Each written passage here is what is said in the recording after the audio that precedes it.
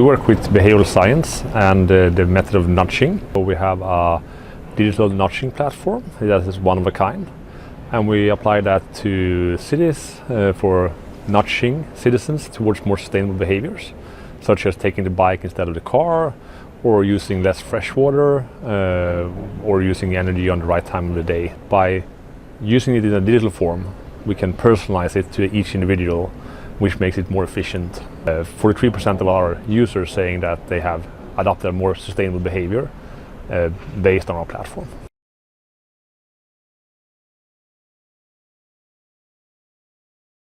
So this was an EIT Urban Mobility Raptor project that we did last year, that will be in 2023. So it was a short time, only 5 months that we were allowed to do this implementation.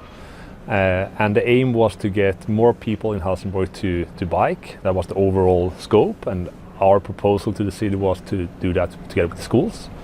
So we did a project with school mobility, where we, through the school platform, sent out an invitation to our platform to the parents and also the staff at about half of the schools in from 0 to 9 grades here in Helsingborg. It was about almost 9,000 individuals, or parents, better said, that got this message, and also almost 1,000 staff, and actually almost 2,500 people entered the platform and hence got the messaging and were nudged toward a more sustainable behavior. So depending a little bit on the motivations of the parents, we changed the messaging, and it was 4 out of 10 parents that said that they also adapted more sustainable behaviors due to that.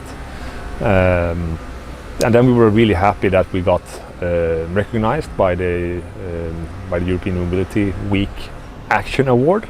Very long name, but we got a lot of recognition from that, so we're really happy.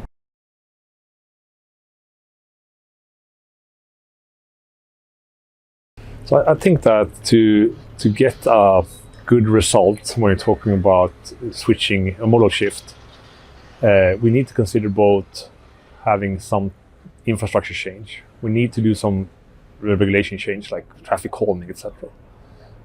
All of these measures are relevant, but you will also need to work with behavior change, and that's something that's usually overlooked, and it's quite cost effective and good method to implement. Using interactive and digital tool, as I mentioned earlier, it's also that we are able to personalize it to each individual's motivations, and by doing that we can reach a lot better relevance, I would say, to each end user, and hence also be more prone to, or have more possibility to make them change their behavior.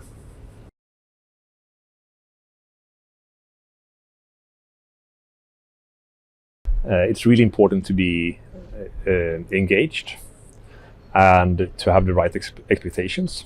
In this case, the expectation was actually a lot lower than the result. So we could have been a little bit more, had a little bit more courage in that. In the case of Helsingborg, we worked with an environmental department that was like the product leader.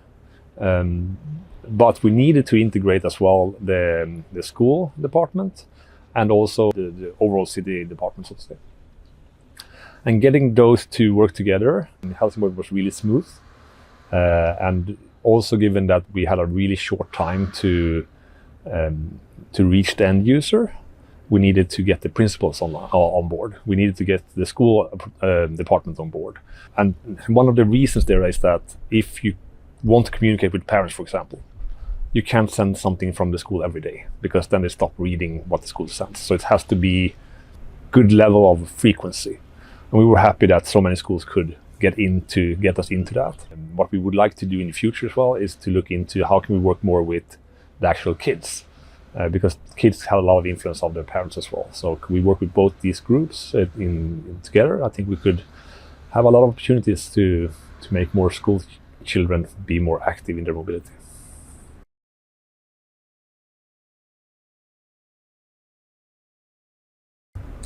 It's a good question. I think that So we have worked with quite a lot of pilots, especially in the internationally. A success factor, if you want a pilot project to actually become implemented and be creating impact over time, is for both the city, but also for the startup, and actually also if that there is a third-party financier, to have a plan from the beginning that this is not a project that ends by the project end.